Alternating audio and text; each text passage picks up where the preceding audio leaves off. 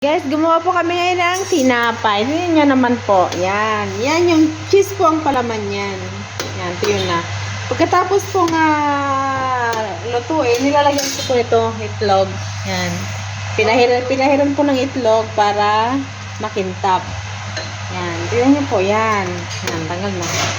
Tapos, tignan nyo naman po itong isa na to. Bakit sabi ko, lahat natatanggalan ng cheese, pero yung cheese nila nakakabit. Bakit itong isa, yung cheese niya, melted? Anong ibig sabihin nito, ha? Ha? Hoy, ano ibig sabihin nun? Hindi ko po alam. Halika, dali. Dapat sinilang inamin mo. Kasi, tignan mo.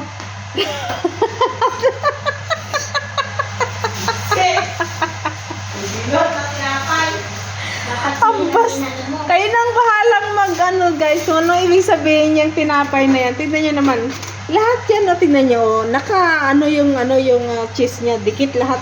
Bakit itong nag-iisang to, melted yung cheese nya? Ano bang problema nito? Ano ba to? Lalaki ba to? Binabae? Ayan to, lalaki. Pinagtripan lang po namin guys, tingnan niya. Yan ang nag-iisa.